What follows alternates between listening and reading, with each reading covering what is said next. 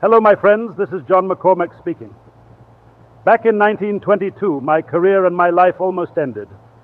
I came down with a throat infection, and if I pulled through, there was some question whether my career would be over.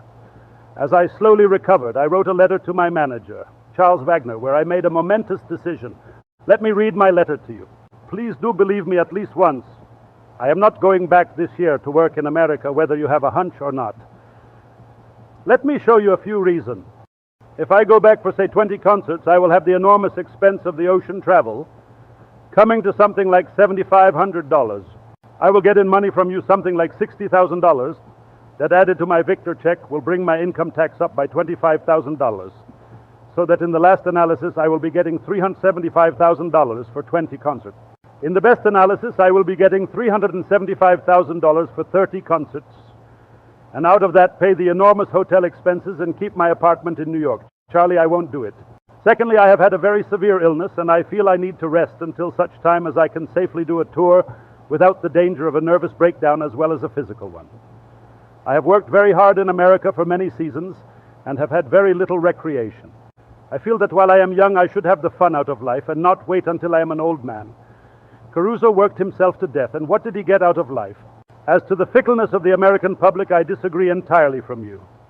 I believe the American public likes and admires and pays to hear the artist that delivers the goods, and is only fickle, if you like that word, when the artist does not deliver the good. Believe me, if I went to America and on account of a slight cold had to cancel some concerts or sang badly for any reason or had another experience like Minneapolis, then I believe the American public would become fickle and believe my voice was seriously injured by my serious illness. There is more to life than money. Besides, I want a worldwide reputation. I have made arrangements to study German Lieder with Sir George Henschel this fall. And Teddy Schneider and I are then going in the spring to sing in Berlin and other large German cities and Vienna. And I'm going to find out once and for all whether I'm just a ballad singer or a real singer. If you were an artist, you would know that to sing always for the same public is very tiresome for the singer and makes him inclined to be lackadaisical and slipshod in method. I want to jack myself up, as it were, so that I can, if possible, give more to my American public that I dearly love. And I want my American public to be proud of their American singer and to share in any success that may be mine over here. I refuse to believe that with the American public it is a case of out of sight, out of mind. I protest against the libel on the most generous public in the world. I have spoken to many Americans of my decision to take the year off, and they have all, without a single exception, said, God knows you need a rest after your hard work and that heavy illness in the spring. Therefore, Charlie, if you are writing to me again, don't try to make me change my mind, for I won't do it. And so, my friends, that seems to have ended plans for my American tour for 1922. But by the grace of God, I recovered much faster than anyone expected. And my recording career also resumed at the Victor Studios in Camden, New Jersey. Here is one of my favorites from that October 1922 session, the well-known The Lost Chord.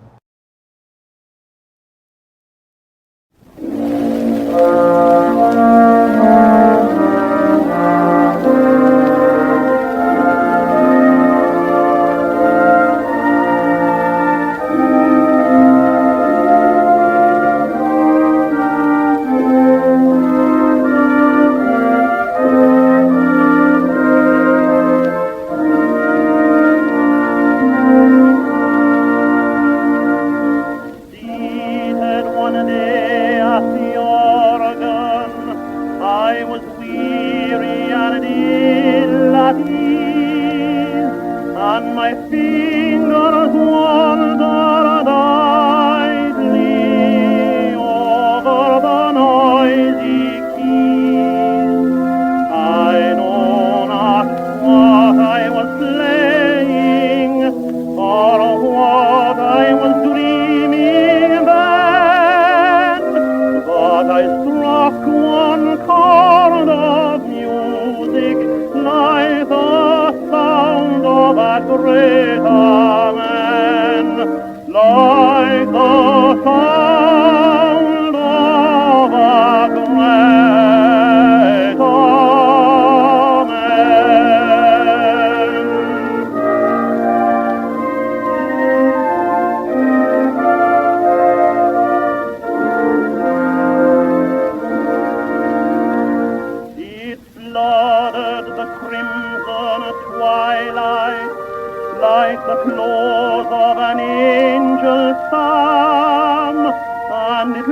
lay on my fevered spirit with a touch of infinite calm. It quieted pain and sorrow like love overcoming strife.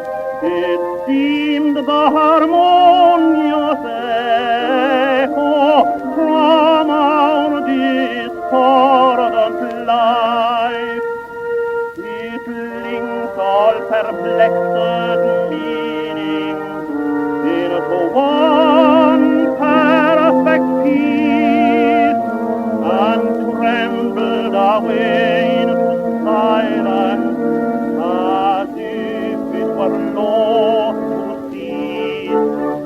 I have sought, but I seek it vainly, that one lost chord divine, which came from the soul of the organ and entered into mine. It may be that death's bride angel will speak in that chord again. It may be that only in heaven I shall hear that grand amen.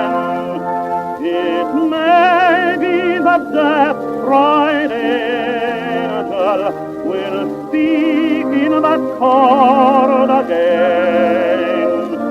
It may be that only in heaven I shall hear